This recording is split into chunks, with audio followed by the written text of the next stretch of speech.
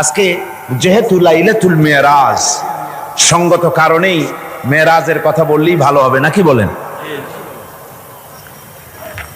রাসূল পাক সাল্লাল্লাহু আলাইহি ওয়াসাল্লাম সহ এই পৃথিবীতে যত নবী এসেছেন সমস্ত নবীরা হচ্ছেন আল্লাহর মনোনীত, কেউ নির্বাচিত নন। নবীরা সব কি মনোনীত? কে মনোনীত করেছেন? আল্লাহ সুবহানাহু ওয়া তাআলা, তিনি মনোনয়ন দান করেছেন। নবীদের মধ্যে সমস্ত নবীরাই হচ্ছেন পূত পবিত্র, মাসুম, বেগুনাহ। লা নুফাররিকু বাইনা আহাদিম মির রুসুলি, আমরা নবীদের মধ্যে কোনো পার্থক্য সূচিত করি না। আমরা সমস্ত নবীদের উপরে ঈমান আনি। তবে নবীদের মধ্যে আল্লাহ রাব্বুল আলামিন কারো কারো ফজিলত কারো থেকে কিছু বেশি করেছেন, একথা আল্লাহ নিজেই বলেছেন, কারো ফজিলত কারো উপরে আমি প্রদান করেছি। তো কোরআনে কারীমে আল্লাহ পাক বলছেন যে কারো থেকে কারো একটু ফজিলত বেশি দেওয়া হয়েছে, কিন্তু সমস্ত নবীদেরকে 3টি জিনিস দেওয়া হয়েছে সমানভাবে। কয়টি জিনিস? যায় না, ওহি সকল নবীতেই পেয়েছেন। 2 নম্বরে নবীদেরকে দেওয়া হয়েছে মুজিজা। 3 নম্বরে সমস্ত নবীদেরকে দেওয়া হয়েছে উন্নত মানের চরিত্র।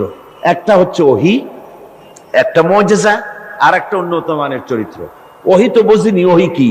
ওহি হচ্ছে আল্লাহর বাণী। ওহিটা কি? আল্লাহর বাণী। সেটা নাজিলের পদ্ধতি কি? আল্লাহ রাব্বুল আলামিন কোন বান্দার সাথে সরাসরি কথাবার্তা বলেন না। যখন তিনি কোন বান্দার সঙ্গে কথা বলতে চান, তখন হয় পর্দার আড়াল থেকে বলেন, না হয় হযরতে জিবরাইলের মাধ্যমে কথা বলেন। তো এভাবে করে ওহী দিয়েছেন সমস্ত নবীদেরকে। আরেকটা দিয়েছেন মুজিজা।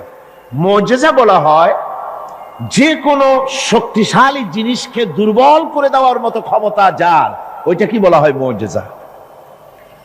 আর এই মুজিজা দেওয়া হয়েছে যে যুগে যে জিনিসের প্রভাব বেশি, ওই প্রভাব সম্পন্ন জিনিসটাকে, শক্তিশালী জিনিসটাকে দুর্বল করে দেওয়ার মতো শক্তি আল্লাহ নবীদেরকে দান করে দিয়েছেন। যেমন এক একজনকে এক এক মুজিজা দেওয়া হয়েছে। যেমন হযরতে দাউদ আলাইহিস সালাম, আল্লাহ রাব্বুল আলামিন তাকে মুজিজা দান করেছিলেন। তিনি ছিলেন অস্ত্র নির্মাতা, অস্ত্র তৈরি করতেন, লোহা দিয়ে অস্ত্র তৈরি করতেন।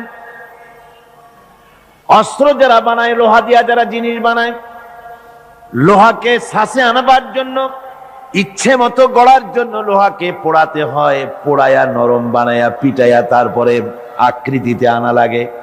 হযরত দাউদ আলাইহিস সালামের মুজিজা ছিল লোহা দিয়ে অস্ত্র তৈরি করার সময় আগুনে পোড়ানোর তার দরকার হতো না। যখন যেমন ইচ্ছে করতেন লোহাগুলি হাতের মুঠার ভিতরে নিয়ে চাপ দিতেন, লোহা পানি হয়ে আঙ্গুলের ফাঁকের ভিতর থেকে পড়ে যেত। এই মুজিজা ছিল হযরতে দাউদ আলাইহিস সালামের। সুলাইমান আলাইহিস সালামের মুজিজা ছিল তক্তার উপরে বসতেন, কোন রকমের ইঞ্জিন, কোন রকমের মেশিন ছাড়া তক্তার উপরে বসে যেতেন। তক্তা হাওয়ার উপরে ভেসে বেড়াতো, ইচ্ছে মতো তামাম দুনিয়া তিনি সফর করতেন। বিনা ইঞ্জিনে এটার উপরে তিনি চড়ে বেড়াতেন।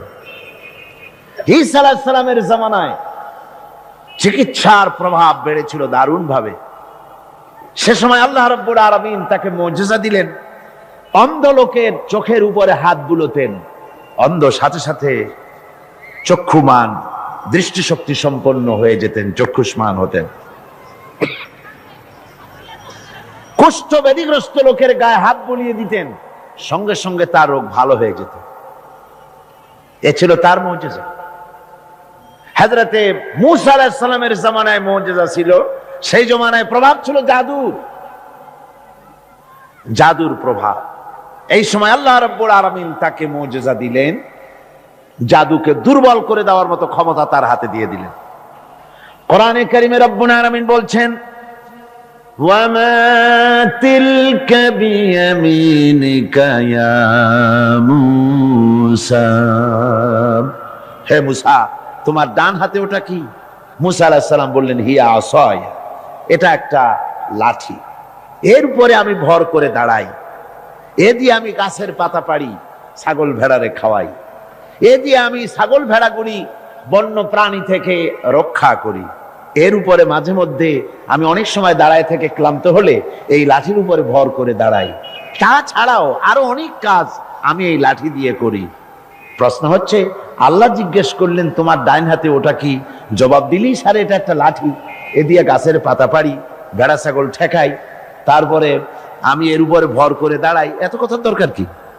দরকার এই জন্যে আশিক যখন কথা বলার সুযোগ পায় মাশূকের সাথে, মন চায় সময়টা অল্পের মধ্যে যেন শেষ না হয়ে যায়। এখানে আশিক হচ্ছেন হযরত মূসা আলাইহিস সালাম, মাশূক হচ্ছেন আল্লাহ সুবহানাহু ওয়া তাআলা। তিনি কথা বলছেন, এই কথার সুযোগটা যেন অল্পের মধ্যে শেষ না হয়ে যায়, এই জন্য সময়টাকে দীর্ঘায়িত করার জন্য মূসা আলাইহিস সালাম এ ধরনের বক্তৃতা বিবৃতি করতেছিলেন। আল্লাহ রাব্বুল আলামিন বললেন, মূসা রে, তুমি বলেছো এটা লাঠি, আর লাঠির ফজিলত তুমি বর্ণনা করেছো। এছাড়াও লাঠির মধ্যে আর একটা কুদরত আছে, তুমি জানো না? তুমি তোমার হাতের লাঠিটা ছেড়ে দাও। লাঠি তিনি ছেড়ে দিলেন। হিয়া হাইয়াতুন তাসআ, একটা বিরাট অজগর হয়ে গেল। মূসা আলাইহিস সালাম ভয় পেলেন। আল্লাহ বললেন, ভয় পেও না, খুযহা ওয়ালা তাখাফ, ভয় পেও না, এটাকে ধরো। মূসা আলাইহিস সালাম দেখলেন আল্লাহ বলতেছেন ভয় পেও না, এরপর তো ভয় করাই উচিত না। মূসা আলাইহিস সালাম ধরলেন, সাথে সাথে সাপ কি হয়ে গেল? লাঠি হয়ে গেল। আমি পুরা ঘটনা বলবো না, মুজিজার কথাটাই বলতেছি। এরপরে যখন ফেরাউন তার জাদুকরদের নিয়ে জাদুর প্রদর্শনী করলো, জাদুকরেরা তাদের হাতের কাছে যা কিছু ছিল মন্ত্রপুত করলো, সেগুলি সিংহ হলো, বাঘ হলো, সরীসৃপ হলো, মূসা আলাইহিস সালামের উপরে ঝাঁপায় পড়লো। হযরতে মূসা আলাইহিস সালাম ভয় পেয়ে গেলেন। আল্লাহ রাব্বুল আলামিন বললেন, মূসা রে, ভয় পাওয়ার কোনো কারণ নাই, তোমাকে বাতিলের বিরুদ্ধে ময়দানে নামাইয়া তোমাকে একা আমি ছেড়ে দেই নাই, আমি আল্লাহ রাব্বুল আলামিন তোমার সাথে আছি, তুমি তোমার হাতের লাঠি ছেড়ে দাও। মূসা আলাইহিস সালাম লাঠি ছাড়লেন, তো সাপ হয়ে গেল। সাপ হয়ে যখন হা করেছে, ফেরাউনের জাদুকরদের তৈরি করা বাঘ, সিংহ, সাপ সব গিয়ে মূসা আলাইহিস সালামের এই লাঠি মার্কা সাপের পেটের মধ্যে গিয়ে ঢুকলো। জাদুকরেরা মনে করলো আমরা যেটা দেখাইছি সেটা নিশ্চয়ই জাদু। মূসা আলাইহিস সালাম যেটা দেখাইছেন এটা জাদু হতেই পারে না। কারণ হচ্ছে জাদু খেয়ে ফেলে দেয়, ওটা জাদু হয় কি করে? এটা জাদু না, এটা জাদুর চাইতে বড় কোনো জিনিস, জাদুর বাবা অথবা দাদা, এই জাতীয় কিছু একটা হবে। বন্ধুগণ, এর নাম মুজিজা। এর নাম কি? মুজিজা। রাসূল পাক সাল্লাল্লাহু আলাইহি ওয়াসাল্লাম যখন পৃথিবীতে আসেন, তখন ছিল সাহিত্যের প্রভাব। সাহিত্য এত প্রভাবিত, তখন প্রভাব বিস্তার করেছে যে তারা কবিতা রচনা করে করে, সাহিত্য রচনা করে করে কাবা শরীফের সাথে লটকায় দিত, চ্যালেঞ্জ করত, পারলে এইটার সাথে মোকাবেলা করো। সেই যুগে আল্লাহ পাক নাজিল করলেন কোরআন। রাসূল পাক সাল্লাল্লাহু আলাইহি ওয়াসাল্লামের জীবনে 3000 মুজিজা রয়েছে। এই 3000 মুজিজার ভিতরে রাসূলুল্লাহ সবচেয়ে বড় মুজিজা হচ্ছে কোরআন, কোরআনে কারীম। কোরআনের মুজিজা আল্লাহ দিয়ে দিলেন। এমন সাহিত্য আল্লাহ পাক নাজিল করলেন, সাহিত্য, কবিত্ব সব কিছু এর সামনে মাথা নত করে দিল। শুধু সেকালে নয়, সেই কালে, আজকের কালে, ভবিষ্যৎ কালে, কিয়ামত পর্যন্ত কোরআনের সাহিত্যিক মানকে উতরে যাবে, এমন সাহিত্যিকের জন্ম হয় নাই, হবেও না। সুবহানাল্লাহ। আমি বলতেছিলাম, নবীদেরকে 3টা জিনিস দেওয়া হয়েছে সমানভাবে। ওহী দেওয়া হয়েছে, মুজিজা দেওয়া হয়েছে, উন্নত মানের চরিত্র দেওয়া হয়েছে। হযরতে দাউদ আলাইহিস সালামকে যে মুজিজা দেওয়া হলো, দাউদ আলাইহিস সালাম ইন্তেকাল করলেন, মুজিজা তার কবরে চলে গেল। আজ আর পৃথিবীতে কোন মানুষ লোহা ধরে চাপ দিলে পানি হয়ে পড়ে যাবে না। সুলাইমান আলাইহিস সালাম ইন্তেকাল করলেন, মুজিজা কবরে নিয়ে চলে গেলেন। আজ আর পৃথিবীর কোন মানুষ বিনা ইঞ্জিনে তক্তায় বসলে প্লেনের মতো করে আর উড়বে না। হযরতে মূসা আলাইহিস সালাম ইন্তেকাল করেছেন, মুজিজা তার কবরে চলে গেছে। আজ আর যত ফুফা দেওয়া হোক না কেন, কোন ফুতে লাঠি আর সাপ হবে না। কি বলেন, লাঠি আর সাপ হবে কারো? হবে না। হযরত ঈসা আলাইহিস সালাম দুনিয়া থেকে বিদায় হয়ে গেলেন, মুজিজা তার সাথে চলে গেল। হযরত ঈসা আলাইহিস সালামকে আল্লাহ রাব্বুল আলামিন উঠায় নিলেন। তিনি ইন্তেকাল করেন নাই, তাকে আল্লাহ উঠায় নিয়েছেন। হযরত ঈসার সাথে মুজিজাও চলে গেল। আজ আর কেউ জন্মদের চোখের উপরে হাত বুলালে চোখ ভালো হয় না। তার মানে নবীরাও শেষ, মুজিজাও শেষ। একজন মাত্র নবী জনাবে মুহাম্মদ রাসূলুল্লাহ সাল্লাল্লাহু আলাইহি ওয়াসাল্লাম ইন্তেকাল করেছেন, কিন্তু তার মুজিজা কবরে নিয়ে যান নাই। তার মুজিজা কোরআন আজও আছে, আর কিয়ামত পর্যন্ত রাসূলুল্লাহর মুজিজা থাকবে। রাসূল পাক সাল্লাল্লাহু আলাইহি ওয়াসাল্লামের মুজিজা চিরন্তন, শাশ্বত, কিয়ামত পর্যন্ত তা টিকে থাকবে। সুবহানাল্লাহ পড়ে। আমার ভাইরা, সে কোরআন আপনারা শুনতে এসেছেন, লাইলাতুল মেরাজে অবতীর্ণ করেছেন আর হেফাজতের দায়িত্ব নিয়েছেন। কোরআনে কারীম কখনো বিনষ্ট হবে না, কখনো রদবদল হবে না। কোরআন হেফাজতের দায়িত্ব কার? আল্লাহ রাব্বুল আলামিন বলছেন, নাহনু নাযালনা যিকরা ওয়া ইন্না লাহু লাহাফিজুন।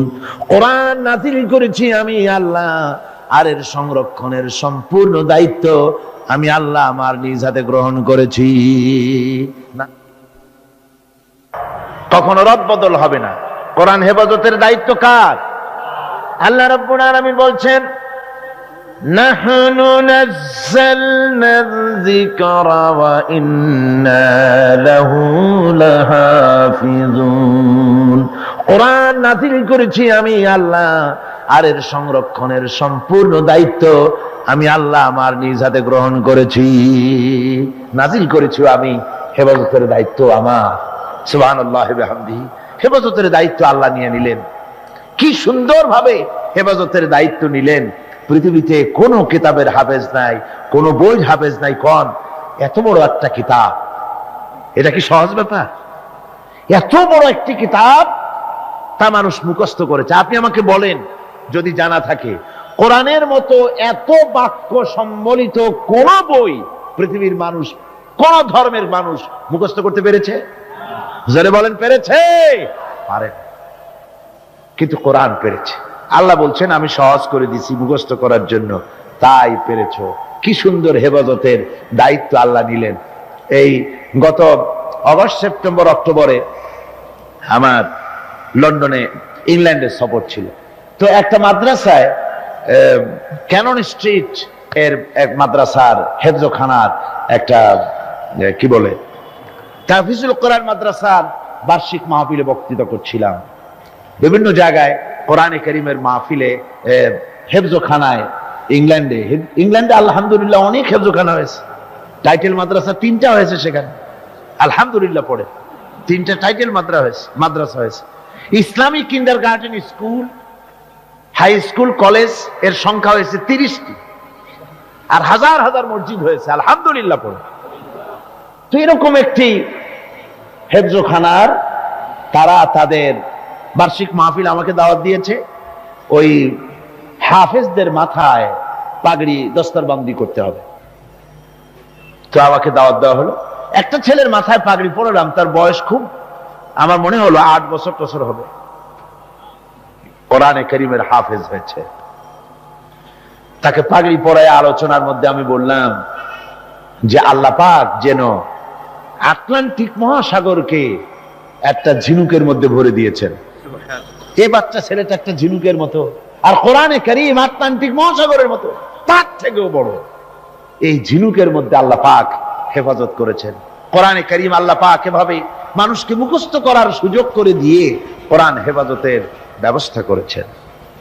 এই কোরআনে কারীম যার উপরে অবতীর্ণ হয়েছে, তিনি হচ্ছেন বিশ্বের সর্বকালের, সর্বযুগের সর্বশ্রেষ্ঠ মহামানব। তিনি হচ্ছেন বিশ্ব নবী জনাবে মুহাম্মদ রাসূলুল্লাহ, সবাই বলেন সাল্লাল্লাহু আলাইহি ওয়াসাল্লাম। তারই মেরাজের রাত আজকে। পৃথিবীর কোন পয়গম্বরের মেরাজ হয়নি, একমাত্র হুজুরের মেরাজ হয়েছে। তার কারণ হুজুরের সম্মান সবচাইতে বেশি। সবচাইতে সম্মান কার বেশি?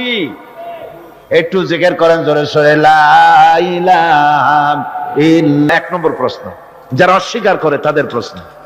দুই নম্বরে তাদের প্রশ্ন যে বুঝলাম না হয় কোনো কায়দা করে গেলেন, যায়া সে কি ঘরের কাছের ব্যাপার? কোথায়? এখান থেকে চাঁদ হলো 2,32,000 মাইল, সূর্য হলো 9,30,00,000 মাইল, তারপরে মিল্কি ওয়ে, গ্যালাক্সি, এগুলি তারকার রাজ্য, উপগ্রহের রাজ্য, গ্রহের রাজ্য। তারা বলছে এটা একটা কথা নাকি? ওদের মাথায় ঢোকে না, বিশ্বাসই করতে চায় না। হুজুর ফিরে এসে যখন বসেছেন, তারপরে আবু জাহেল এসে তো বলছে যে মুহাম্মদ সাল্লাল্লাহু আলাইহি সাল্লাম প্রত্যেক দিনই তো নতুন নতুন কথা কও, আজকে কোনো নতুন কথা আছে নাকি? হুজুর বলছেন হ্যাঁ কথা আছে। কি? বলে এই যে শেষ রাত্রে আমার ফুফু উম্মু হানির ঘরের থেকে জিবরাইল এসে আমারই নিয়ে গেল, বাইতুল মাকদাসে গেলাম, 2 রাকাত নামাজ পড়লাম, এরপরে ওইখান থেকে আমাকে 7 আকাশ পাড়ি দেওয়া হলো, মহাশূন্য পাড়ি দিয়ে 7 আকাশ পাড়ি দিয়ে তারপরে আরশে আজিমে গেলাম, আল্লাহর সঙ্গে কথা বললাম, বেহেশত দোজখ দেখলাম, এরপরে এই যে আইসা কেবল ফজর পড়ে বসছি।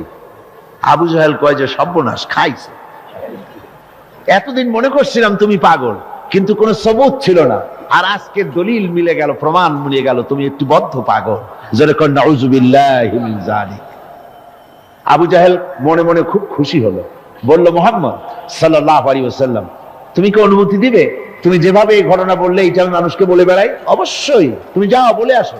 আবু জাহেল মনে করলো এটাই হলো গোল্ডেন অপরচুনিটি, এটাই হলো সুবর্ণ সুযোগ। তার সবচাইতে বেশি ভক্ত এবং অত্যন্ত আন্তরিক অন্তরঙ্গ বন্ধু হযরত আবু বকর, এই লোকটাকে খসাতে পারলেই বাজিমাত হবে। তার বাড়ি গিয়ে বলছেন আবু বকর শুনেছে বলে কি? কয় যে মুহাম্মদ সাল্লাল্লাহু আলাইহি ওয়াসাল্লাম পাগল হয়ে গেছে। বলে কিরকম? কয় যে এই সব কথা তিনি বলতেছেন এখন। হযরত আবু বকর বলছেন আবু জাহেল তুমি যা বললে আমার রাসূল কি হুবহু এরকম বলেছেন? আবু জাহেল বলছে হ্যাঁ ঠিক এরকমই বলেছে। হযরত আবু বকর বলছেন আবু জাহেল শোনো, হুজুর সত্য বলেছেন, নিঃসন্দেহে তার মেরাজ হয়েছে, কোনো সন্দেহ নাই। হযরত আবু বকর আবু জাহেলকে ধরে নিয়ে আসলেন কাবা শরীফে, মসজিদে হারামে এসে বলছেন হুজুর আমি এই আবু জাহেলের কাছে শুনলাম আপনি নাকি কি কি বলেছেন। হুজুর মেরাজের ঘটনা শোনালেন। হযরত আবু বকর বললেন আপনি সত্য বলেছেন। হুজুর বলেন আবু বকর তুমি আজ থেকে সিদ্দিক। সুবহানাল্লাহ। ভাইরা, মেরাজকে অনেকেই অস্বীকার করেছে, আর অস্বীকার করার যুক্তি কারো কারো থাকতে পারে যাদের ঈমান দুর্বল। কি করে সম্ভব? সজাগ করিয়া কিভাবে এই হাজার হাজার লক্ষ কোটি কোটি মাইল পাড়ি দিয়ে কিভাবে নিয়ে গেল, এটা কেমনে সম্ভব? এটা মানুষের মাথায় সহজে ঢুকবে না। মানুষের মাথায় সহজে ঢুকবে কোন? কি বলেন ঢুকবে? বিষয়টা খুবই কঠিন, বিষয়টা সহজে মানুষের মাথায় ঢুকবে না। এই জন্যে ঘটনাটা যেখানে আল্লাহ শুরু করেছেন তিনি ঘটনাটা বর্ণনা দিচ্ছেন এইভাবে, সুবহানাল্লাযী আসরা বিআবদিহি লাইলাম মিনাল মাসজিদিল হারামি ইলাল মাসজিদিল আকসাল্লাযী বারাকনা হাওলাহু লিনুরিয়াহু মিন আয়াতিনা ইন্নাহু হুয়াস সামিউল বাসীর। সাদাকাল্লাহুল আযীম। ঘটনাটার বিবরণ দিচ্ছেন আল্লাহ এভাবে, শুরু করছেন সুবহানাল্লাযী আসরা বিআবদিহি, সমস্ত অক্ষমতা দুর্বলতা থেকে মুক্ত সেই মহান সত্তা যিনি তার বান্দাকে ইসরা করিয়েছেন লাইলান, লাইলান রাতের একটি অংশ, পুরা রাত লাগে নাই, রাতের একটি অংশে তার বান্দাকে তিনি ইসরা করিয়েছেন। মিনাল মসজিদিল হারাম ইলাল মসজিদিল আকসা, মসজিদে হারাম থেকে মসজিদে আকসা পর্যন্ত রাতের একটি অংশে ইসরা করিয়েছেন। রাতের ভ্রমণকে আরবিতে ইসরা বলা হয়। আর এই বাইতুল মুকাদ্দাস থেকে আরশ আজিম পর্যন্ত ভ্রমণের নাম হচ্ছে মেরাজ, সিঁড়ি। সেই সিঁড়িটা কিরকম হবে পরে বলছি। এখানে বলা হচ্ছে তোমরা তো জিনিসটাকে কঠিন মনে করো, যেটা কি করে সম্ভব, এটাকে কঠিন মনে করো, অসম্ভব মনে করো, কিন্তু কাজটা ঘটায়ছেন এমন এক সত্তা সুবহানাল্লাহ, যিনি সমস্ত দুর্বলতা অক্ষমতা থেকে মুক্ত, মহান শক্তিশালী আল্লাহ ঘটনাটা ঘটায়ছেন। কাজী তোমাদের এই চিন্তা কেন, যেটা কি করে হলো? কাজটা কে ঘটায়ছেন? আল্লাহ সুবহানাহু ওয়া তাআলা তিনি ঘটায়ছেন। তার জন্য এগুলি কি কোনো অসম্ভব ব্যাপার? বলুন, এটা কি কোনো অসম্ভব ব্যাপার? নিশ্চয়ই কোনো অসম্ভব ব্যাপার না।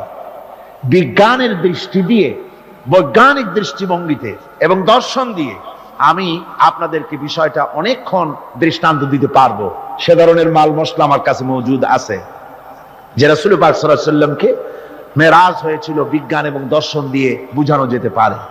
কিন্তু এই যুক্তি, এই তত্ত্ব, এই তথ্যের কোন যুক্তি নাই, যেহেতু আল্লাহ নিজে বলেছেন সুবহানাল্লাযী আসরা বিআবদিহি লাইলাম মিনাল মাসজিদিল হারাম। এই ঘটনা ঘটায়ছেন তিনি, যার ক্ষমতার ভিতরে কোনো দুর্বলতা নাই, যার ক্ষমতা মুহাইয়া করতে পারে এমন ক্ষমতা কারো নাই, যিনি প্রচন্ড ক্ষমতার মালিক, অক্ষমতা তাকে স্পর্শ করে না, সেই মহান আল্লাহ এটা ঘটায়ছেন। সুতরাং যুক্তি প্রমাণের কোনো প্রয়োজন নাই, আল্লাহ নিজে বলছেন ঘটনাটা আমি ঘটাইছি, সুবহানাল্লাহ বিহামদিহি। তারপরে বলা হচ্ছে যে তিনি ফিরে এলেন, ওই যে বোরাক, হাদিস শরীফে এসেছে বোরাকে করে তাকে নেওয়া হয়েছে। তো বোরাকে করে নেওয়া হয়েছে, বোরাকটা কেমন? সেই বোরাক আমরা আবার বানাইছি, আমাদের তো বুদ্ধি কম না, আমাদের দেশের লোকের আবার বোরাক বানায় ছাড়ছে। ঘোড়ার মতো বডি, মানুষ মেয়ে লোকের মতো একটা মাথা, খুব সুন্দর চুপ, তারপরে চুল টুল ঝুলানো, এরকমের দুইটা ডানা আছে ঘোড়ার পিঠের উপরে, নিচে লেখা আছে হাযা বুরাকুন নবী সাল্লাল্লাহু আলাইহি ওয়াসাল্লাম। আর এইটাকে বরকতের জন্য মুসলমানেরা ঘরের মধ্যে টানায় রাখে। দেখছেন আপনারা এরকম?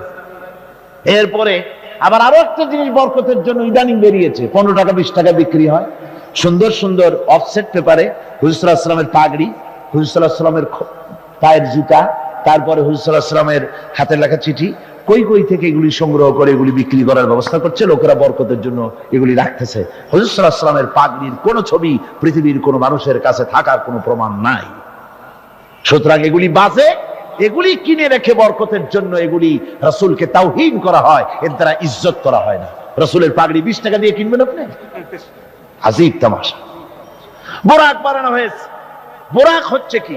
বোরাক হচ্ছে অর্থাৎ যে জানে করে তাকে নেওয়া হয়েছিল, সেটা ছিল বোরাক বারকুন থেকে, বৈদ্যুতিক শক্তি সম্পন্ন, এমন বৈদ্যুতিক শক্তি। বিদ্যুৎ তো আলো, বিদ্যুৎ কি? আলো। আর আলোর শক্তি কত? আলোর গতি হচ্ছে প্রতি সেকেন্ডে 1,86,000 মাইল। এটা হলো আলোর গতি। আল্লাহ পাক রাসূলকে যে জানে করে নিয়েছিলেন, সেটা ছিল এই ধরনের একটি গতি, প্রচন্ড গতি সম্পন্ন একটি যান। এই জানে করে আল্লাহ তাকে নিয়ে গেলেন, তারপরে তাকে ফেরত দিলেন। এসে তিনি দেখলেন যে উজু করে গেছিলেন, সেই উজুর পানি তখনও গড়াচ্ছে। এটা কি করে সম্ভব? এটা সম্ভব এইভাবে সম্ভব। আমি একটা দৃষ্টান্ত শুধু দিতে বাধ্য হচ্ছি, দৃষ্টান্ত দেওয়ার কোনো প্রয়োজন পড়ে না, যেহেতু কাজটা আল্লাহ করেছেন। কাজটা কে করেছেন? বোঝার জন্য। পৃথিবীর সামান্য সলিমুদ্দি কলিমুদ্দির জন্য যদি এই ব্যবস্থা হয়, এই দুনিয়ার প্রেসিডেন্ট গুলা, এই পৃথিবীর নেতৃস্থানীয় ব্যক্তিবর্গ সলিমুদ্দি কলিমুদ্দি ছাড়া আর কিছুই না। আজ আছে কাল নাই, ঠিক কিনা গণ? আজ আছে কাল নাই, কিন্তু এদের মাথায় সেই আকল নাই, বুঝতে চেষ্টা করে না। যেই ক্ষমতা আসে সে মনে করে বাপের বাড়ির সম্পত্তি পেয়ে গেছি, সুতরাং যত খুশি নিজের ইচ্ছে মতো শয়তানি বদমাশি চালাতেই থাকে। সেই জন্য বলছি সলিমুদ্দি কলিমুদ্দি সাধারণ টাইপের মানুষ, এদের জন্য যদি ট্রাফিক চলাচল বন্ধ করে দেওয়া হয়, তাহলে কোন সাধারণ মেহমান নয়, আকাশ ও জমিনে আল্লাহর পরে সবচাইতে বড় মর্যাদা কার? রাসূলের। জোরে চিল্লায় বলতে হবে, সবচাইতে বড় মর্যাদা কার? আল্লাহর পরই মর্যাদা। চারটিখানি কথা নয়, ভালো করে বুঝতে হবে, মাথা খাটায় বুঝতে হবে। আল্লাহর পরে সর্বশ্রেষ্ঠ মর্যাদা হচ্ছেন মুহাম্মদ রাসূলুল্লাহ সাল্লাল্লাহু আলাইহি ওয়াসাল্লাম। আল্লাহর কাছে রাসূলের চাইতে বড় মেহমান আর কি কেউ আছে? আর কেউ আছে? এই শ্রেষ্ঠ মেহমানকে দাওয়াত দিয়েছেন আল্লাহ নিজে, আরশে আজিমে দাওয়াত দিয়েছেন। এখন মেহমানকে দাওয়াত দিয়ে আল্লাহ পাক যদি বলে থাকেন যে আমার মেহমান আমার বাড়ি আসতেছে, আরশে আজিমে আসতেছে, সুতরাং পৃথিবীর আহ্নিক গতি, এর বার্ষিক গতি, এর সময়ের গতি, এর ইথারের গতি, এর অক্সিজেন, এর পৃথিবী পরিচালনার গতি, গতি গতিবিজ্ঞান যাকে বলা হয়, এই গতি, এই শক্তি, এই পরিচালনার শক্তি, সময়, কাল, সবটাকে আল্লাহ যদি স্টপ করে দিয়ে থাকেন, দাঁড়িয়ে থাকো জায়গায়, রাত এখন 3:45:35 এখানে দাঁড়িয়ে থাক, আমার মেহমান আরশে আজিম ভ্রমণ করে আমার সঙ্গে কথা বলে বেহেশত দোজখ দেখে তারপরে যখন বাড়ি যাবে, এরপরে 3:35:47 থেকে আবার চালু হবে। এভাবে যদি আল্লাহ সময়ের গতি বন্ধ করে দিয়ে থাকেন, তাহলে রাসূল পাক সাল্লাল্লাহু আলাইহি ওয়াসাল্লাম আরশে আজিম ভ্রমণ করে ঘরে এসে যদি দেখেন উজুর পানি তখনও গড়াচ্ছে, তাকে অসম্ভব? তাকে বিচিত্র কিছু? আদৌ বিচিত্র। এই জন্য আল্লাহ সুবহানাহু ওয়া তাআলা বলেছেন সুবহানাল্লাযী আসরা বিআবদিহি। দেখুন কাজটা ঘটায়ছেন আল্লাহ পাক, তারপরে বলছেন যে তিনি তার বান্দাকে বিআবদিহি, তার বান্দা। হুজুর সাল্লাল্লাহু আলাইহি ওয়াসাল্লামের এত বড় মর্যাদা, কিন্তু এত বড় মর্যাদা হলেও তিনি আল্লাহর সমকক্ষ নন। আল্লাহর সমকক্ষ? জোরে কোন আল্লাহর সমকক্ষ? নিশ্চয়ই নয়। তিরমিজি শরীফের হাদিসের ভিতরে এসেছে, তিরমিজি শরীফের হাদিস, এক লোক হুজুরকে বলছেন, হে রাসূল, কথা প্রসঙ্গ বলছে, আপনি যা, আল্লাহ যা ইচ্ছা করেন আর আপনি যা ইচ্ছা করেন। কথাটা ঠিক এইভাবে আসছে হাদিসে, হে রাসূল, আল্লাহ যা ইচ্ছা করেন আর আপনি যা ইচ্ছা করেন। হুজুর সাল্লাল্লাহু আলাইহি ওয়াসাল্লাম সঙ্গে সঙ্গে লোকটিকে সতর্ক করে দিলেন, বললেন তুমি তো আমাকে আল্লাহর সমকক্ষ করে দিলে, তুমি তোমার কথা পাল্টাও, বলো শুধুমাত্র আল্লাহ যা করেন তাই, আমার ইচ্ছায় নয়, যা হয় সবকিছু আল্লাহ সুবহানাহু ওয়া তাআলা তার ইচ্ছায়। সুতরাং আল্লাহর সমকক্ষ রাসূল নন, ঘটনা ঘটায়ছেন আল্লাহ, আর ঘটনাটা যাকে দিয়ে ঘটায়ছেন তিনি হচ্ছেন আল্লাহর কি? বান্দা। তিনি আল্লাহর কি? বান্দা। এই বান্দা শব্দ, এই আব, কোরআনে কারীমে বহু জায়গায় হুজুরকে আল্লাহ পাক আব বলেছেন, নবীও বলেন নাই, রাসূলও বলেন নাই, নামও নেন নাই, শুধু বলেছেন আব। এর দ্বারাই বোঝা যায় হুজুরকে আল্লাহ পাক বলেছেন। অর্থাৎ আবদিয়তের চাইতে বড় ডিগ্রি আল্লাহর কাছে আর কিছুই নাই। নবী রাসূল গৌণ, মুখ্য হচ্ছে আব্দ। মুখ্য কি জোরে কোন? আব্দ, আল্লাহর বান্দা হয়ে যাওয়া। যেমন আপনারা দেখতে পান কোরআনে কারীমের প্রথমেই এই আয়াত আছে, ইন কুনতুম ফি রাইবিম মিম্মা নাযালনা আলা আবদিনা, আমি আমার বান্দার প্রতি যে কিতাব নাজিল করেছি, এই যে আবদিনা, আমার বান্দা, কে আব্দ? মুহাম্মদুর রাসূলুল্লাহ সাল্লাল্লাহু আলাইহি ওয়াসাল্লাম। অন্য আয়াতের মধ্যে রব্বুল আলামিন বলেন, তাবারাকাল্লাযী নাযালাল ফুরকানা আলা আবদিহি লিয়াকুনা লিল আলামিনা নাযীরা। অতীব বরকতশালী সে আল্লাহ রাব্বুল আলামিন, যিনি তার বান্দার উপরে ফুরকান অবতীর্ণ করেছেন। কে সেই বান্দা? মুহাম্মদ সাল্লাল্লাহু আলাইহি ওয়াসাল্লাম। সুতরাং আবদিহি, তার বান্দাকে ইসরা করিয়েছেন মসজিদে হারাম থেকে মসজিদে আকসা পর্যন্ত, তারপরে সেখান থেকে নিয়ে গেলেন আরশে আজিমে, নিয়ে তাকে কি করলেন, দিলেনটা কি? এখানে কথা হচ্ছে, আমাদের দেশের লোকেরা বিভিন্ন সময় এইসব কথা আলোচনা করে বা ওয়াজের মধ্যে বলেন কেউ কেউ, যেটা হচ্ছে শুধুমাত্র নামাজ।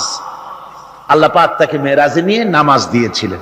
আচ্ছা ভাই, শুধু নামাজ দেওয়াই যদি আল্লাহর উদ্দেশ্য থাকে, তা আবার বলে কি? কয় যে নামাজ তো দিছেন আল্লাহ 50 ওয়াক্ত, মুসা আলাইহিস সালামের সঙ্গে যদি দেখা না হইতো তাহলে আমাদের কাজ সর্বনাশ হয়ে যেত। মুসা আলাইহিস সালামের সঙ্গে দেখা হওয়ার কারণে কিছুটা কনসেশন আমরা পাইছি, অন্তত 45 ওয়াক্ত তো কমছে। তাহলে বোঝা গেল মেরাজ হয়েছিল শুধু নামাজের জন্য। কথাটি সঠিক নয়। নামাজের জন্য মেরাজ হওয়ার দরকারটা কি? যুক্তিতে আসে না। হজের জন্য তো মেরাজ দরকার হয় নাই, যাকাতের জন্য তো মেরাজ দরকার হয় নাই, জিহাদের জন্য তো মেরাজ দরকার হলো না, ইমানের জন্য তো মেরাজ দরকার হলো না, মেরাজ শুধু নামাজের জন্য দরকার হলো কেন?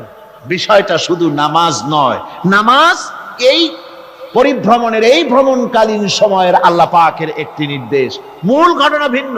মূল ব্যাপারটি হলো রাসূল পাক সাল্লাল্লাহু আলাইহি ওয়াসাল্লামের মেরাজ যখন হয় তখন মক্কি জিন্দেগীর 12 বর্ষ পূর্ণ হয়েছে। মক্কি জিন্দেগীর নবুয়তের জীবনের 1 যুগ পূর্ণ হয়ে গেছে। তাওহীদের দাওয়াত, তাবলীগে দ্বীনের কাজ একটি চূড়ান্ত পর্যায়ে এসে গিয়েছে।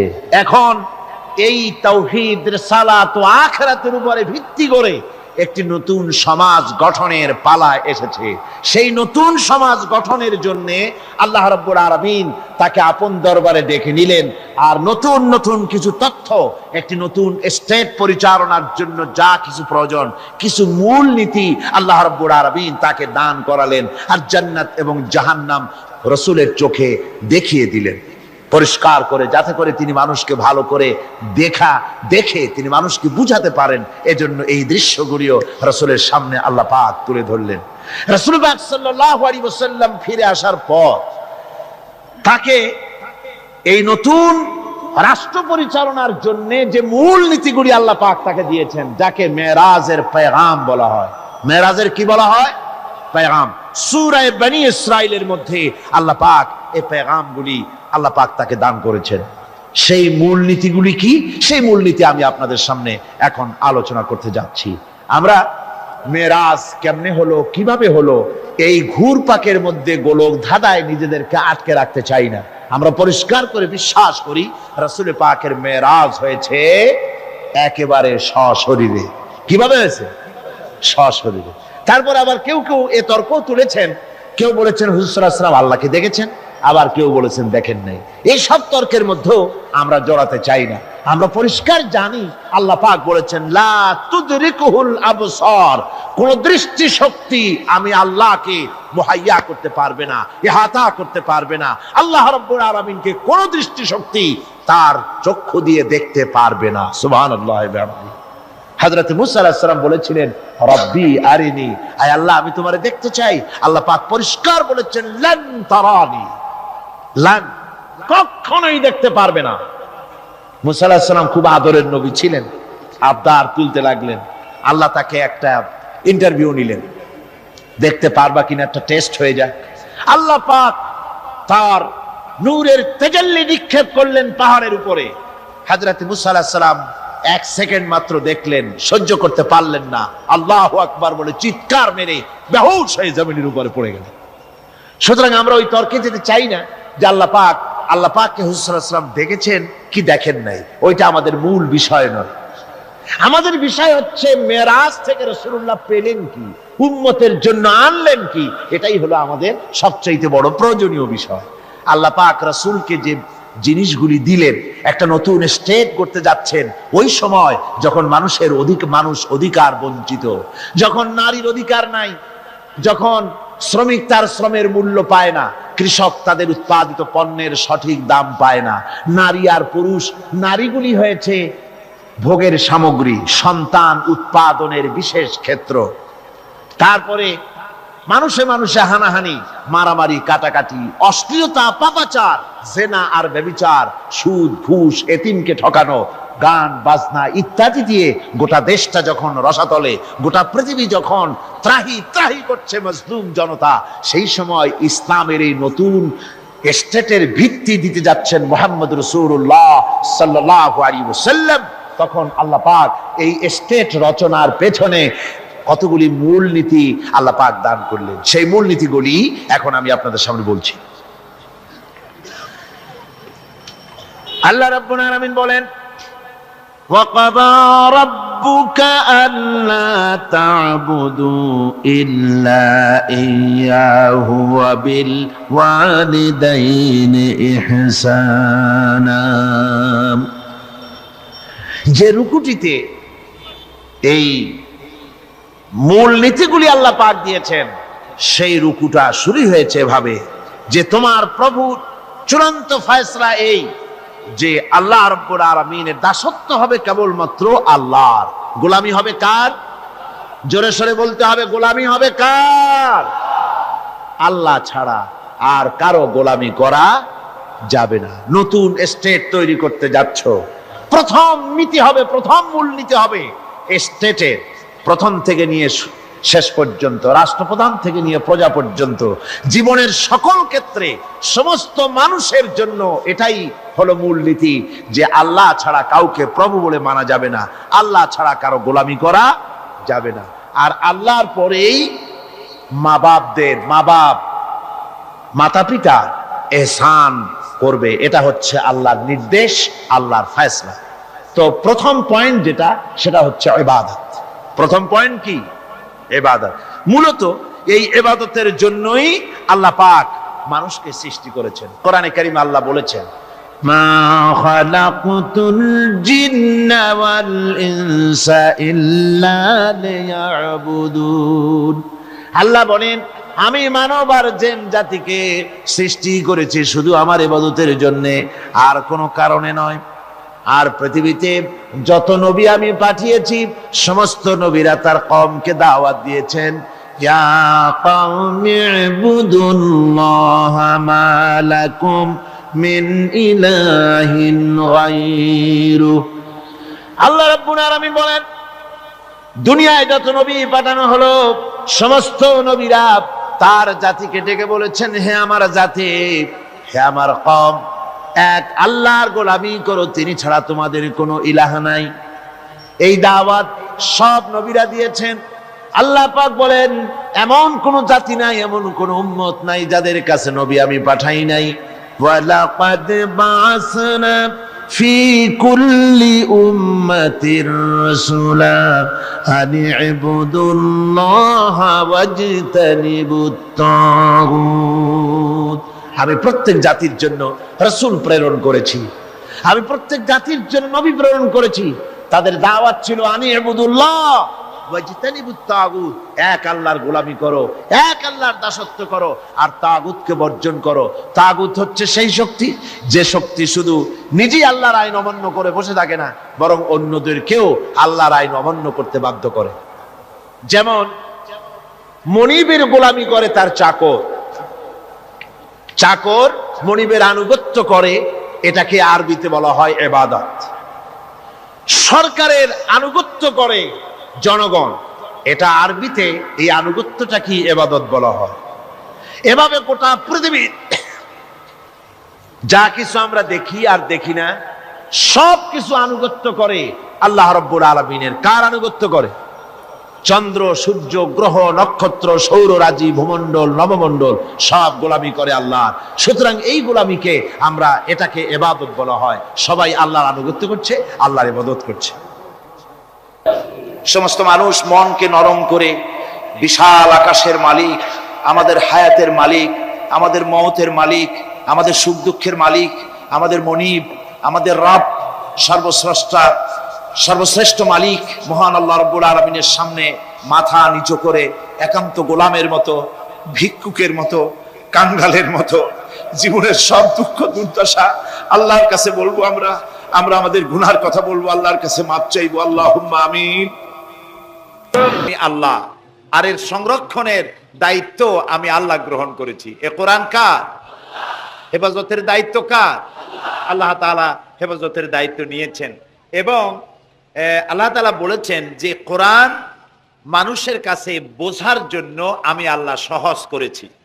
কিন্তু আমাদের কপাল খারাপ, আমাদের এই বাংলাদেশে মসজিদের মধ্যে এক শ্রেণীর লোকেরা এভাবে বলেন যে কোরআন এটা আমরা বুঝবো না, এটা মৌলভী সাহেবদের কাম, মৌলানা সাহেবদের কাম, কোরআন খুব কঠিন, আমরা বুঝবো না, চলো ভাই মুরব্বীরা কি বলে তাই শুনি।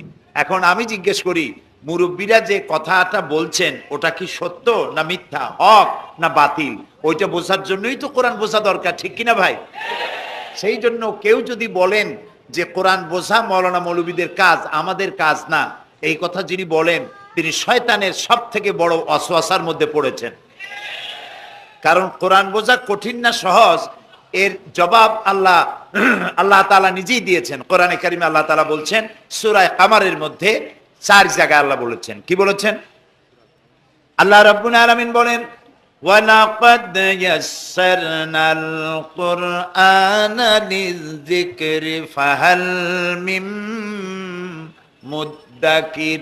আল্লাহ তাআলা বলেন, আমি কোরআনে কারীমকে বোঝার জন্য এবং মুখস্থ করার জন্য মানুষের কাছে আমি সহজ করে দিয়েছি।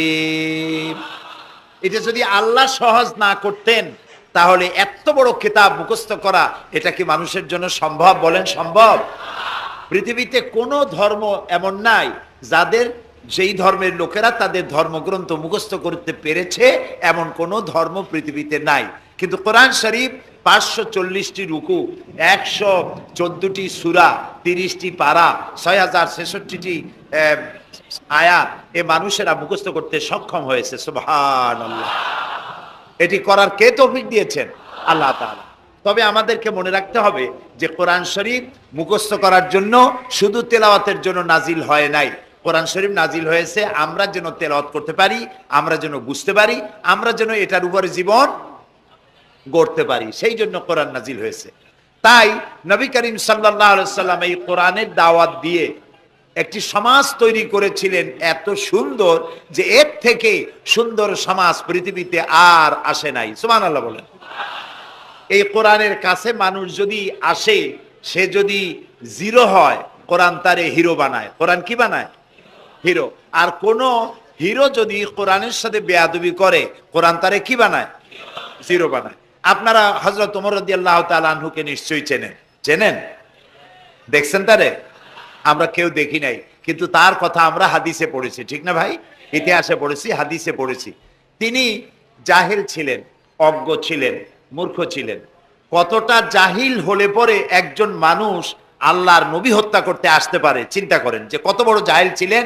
কিছু পার্থিব সুযোগ সুবিধা লাভের জন্য, কিছু টাকা পয়সা উট পাবে, এই লোভের জন্য তিনি আল্লাহ রসুলকে হত্যা করতে এসেছিলেন। কোরআনকে বলা হয় কিমিয়া, মানে পরশ পাথর। কি বলা হয়? পরশ পাথর। পরশ পাথরের খাসিয়াত কি? সেটা হলো এর সাথে যদি লোহা লাগে, লোহা সোনা হয়ে যায়, যদি পাথর লাগে, পাথর ডায়মন্ড হয়ে যায়। সুবহানাল্লাহ, সুবহানাল্লাহ। এই কোরআন হযরত ওমরকে কোথা থেকে কোথায় নিলেন, ইতিহাসের পাতা থেকে আপনাদের শোনাই। হযরত ওমর রাদিয়াল্লাহু তাআলা আনহু তখন মুসলিম জাহানের খলিফা, আমিরুল মুমিনিন, খলিফাতুল মুসলিমিন। সেই সময় হযরত আলী রাদিয়াল্লাহু তাআলা আনহু তিনি স্বপ্নে দেখছেন যেন তিনি রাসূলুল্লাহ সাল্লাল্লাহু আলাইহি সাল্লামের পেছনে ফজরের নামাজ আদায় করছেন। ফজরের নামাজ আদায় করে রাসূলুল্লাহর আদত ছিল এই যে পিছনের দিকে ফিরে বসতেন আর মাসনুন দোয়াগুলি রাসূলুল্লাহ দোয়া পড়তেন। সেই দোয়াগুলি সাহাবীরাও পড়তেন, রাসূলের শেখানো দোয়া। হযরত আলী ওই দোয়াগুলি পড়ে মসজিদ থেকে বেরিয়ে গেছেন। গেটের কাছে গিয়ে দেখেন যে একটা বুড়ি দাঁড়ানো আর হাতে একটা পাত্র ভরা খোরমা।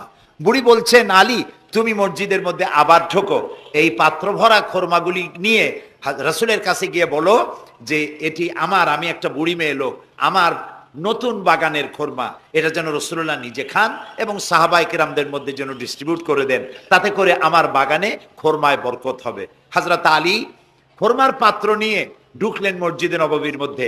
রাসূলুল্লাহকে গিয়ে ঘটনা বললেন। নবী করিম সাল্লাল্লাহু আলাইহি সাল্লাম খোরমার পাত্র হাতে নিয়ে একটা খোরমা হযরত আলীর মুখের মধ্যে দিয়ে দিলেন। হযরত আলী রাসূলের দেওয়া খোরমাটি চিবোচ্ছিলেন। ইত্তাবসারে মসজিদে ফজরের নামাজের আজান হয়ে গেল। আজানে হযরত আলীর ঘুম ভাঙলো, কিন্তু রাসূলের দেওয়া খোরমার স্বাদ হযরত আলীর মুখের মধ্যে তখনও ছিল। হযরত আলী তাড়াতাড়ি করে উযু করলেন, মসজিদে নববীর মধ্যে ঢুকলেন। যে দেখেন ইমামের মুসাল্লায় কে দাঁড়ানো? হযরত ওমর দাঁড়ানো। নামাজ শেষ করে হযরত ওমর পিছনের দিকে ফিরেছেন, মাসনুন দোয়াগুলি পড়ছেন। হযরত আলী দোয়াগুলি পড়ে বেরিয়ে গেছেন সকলের আগে। বেরিয়ে গিয়ে দেখেন গেটে এক বুড়ি দাঁড়ানো, হাতে এক পাত্র খোরমা। বুড়ি বলছেন, আলী এই খোরমাগুলি নিয়ে তুমি ভিতরে আবার ঢোকো, আমিরুল মুমিনিনকে বলো এগুলি আমার নতুন বাগানের খোরমা, তিনি খাবেন আর রাসূলুল্লাহর সাহাবীদের খাওয়াবেন, তাতে করে আমার নতুন বাগানের খোরমায় বরকত হয়ে যাবে।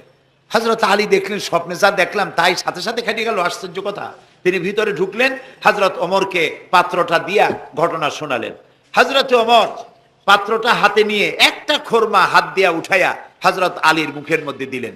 হযরত আলী খোরমা চিবোচ্ছেন আর এক পর্যায়ে গিয়ে বললেন, ইয়া ওমর জিদনি তামরাতান ওখরা, হে ওমর তুমি আমাকে আর একটা খোরমা দাও, এ তো খুব ভালো জাতের খোরমা, খুব লজিজ, খুব মিষ্টি, তুমি আমাকে আর একটা দাও।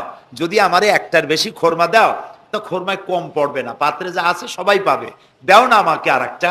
হযরত ওমর রাদিয়াল্লাহু তাআলা আনহু বলছেন, ইয়া আলী, লাউ আন্না রাসূলুল্লাহ সাল্লাল্লাহু আলাইহি ওয়াসাল্লাম যাদাক লাজিদনাক। ওয়া আলী, স্বপ্নের ভিতরে রাসূলুল্লাহ যদি তোমাকে একটার বেশি খোরমা দিতেন, আমিও তোমারে একটার বেশি খোরমা দিতাম।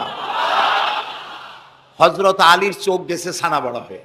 তিনি জিজ্ঞেস করছেন, ইয়া ওমর, আহিয়া রুইয়া রাইতাহা আম হিয়া গায়বুন আম ইত্তালাআতা আলাই।